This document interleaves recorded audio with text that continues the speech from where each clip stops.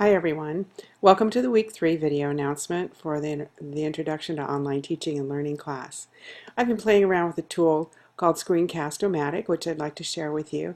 If you go to screencast-o-matic.com, it's a free tool that allows you to capture video, and I've been playing around with it, so you're going to see this video be a little different than the one before. I have some things to show you that are about what we did last week and a little bit about what we're going to do next week.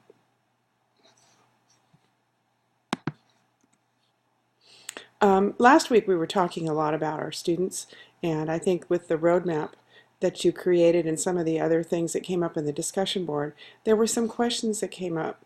One of them was about students who seem to want to get through our classes just by going from one end to the other, and they're not interested in the learning, or they're uninterested in knowing what we have to teach them, and how frustrating that is.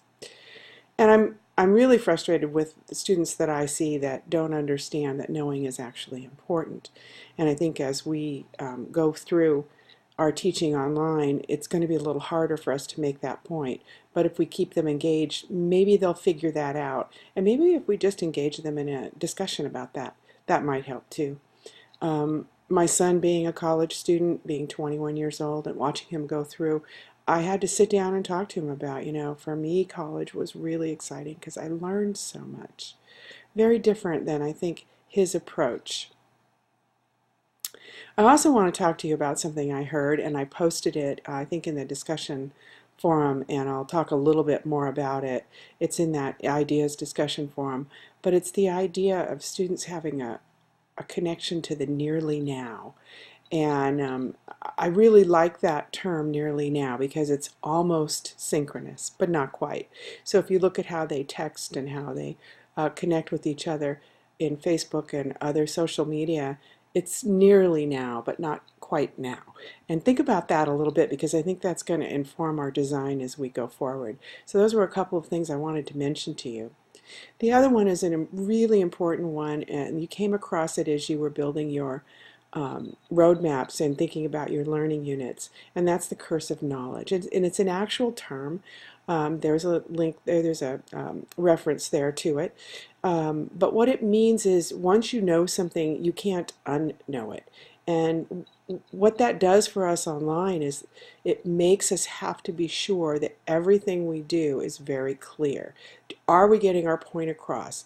Have we left anything out? Because in a face-to-face class, you can catch that up when a student looks kind of that glazed over look at you, and you go, oh my gosh, I just didn't get that to that student. You might say it in a different way, but online, you can't do that. And you can't assume that they've seen everything, so you can't assume that they've read the schedule, that you can't assume that they've read a rubric for discussion forums for example. So you might want to put that rubric in the first discussion forum that you offer to them so that they see it, or every time, whatever it takes for them to be able to see the information.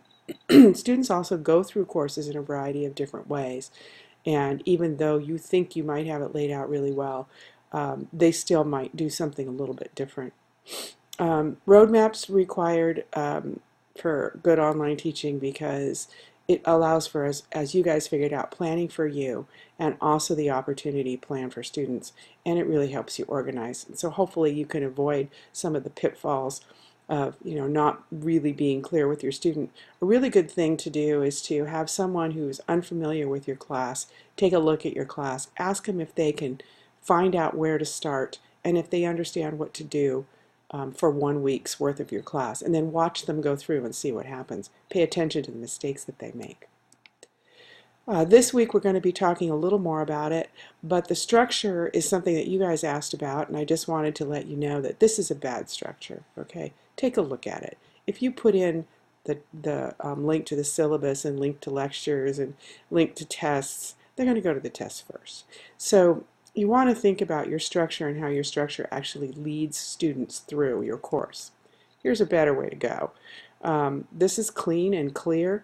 You can put buttons if you want. It's not how it looks so much, it's how it's laid out.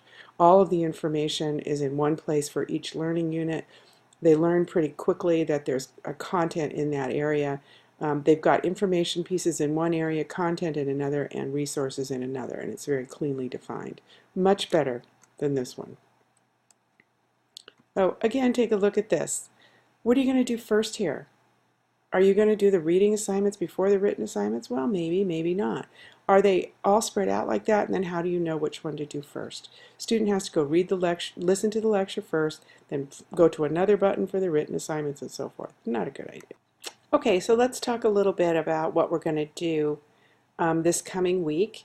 And you'll be able to take a look at this in depth inside the course, but we're going to continue on actually developing the learning activities, and some of the questions that you've asked will be cleared up this week about how to make those objectives come alive.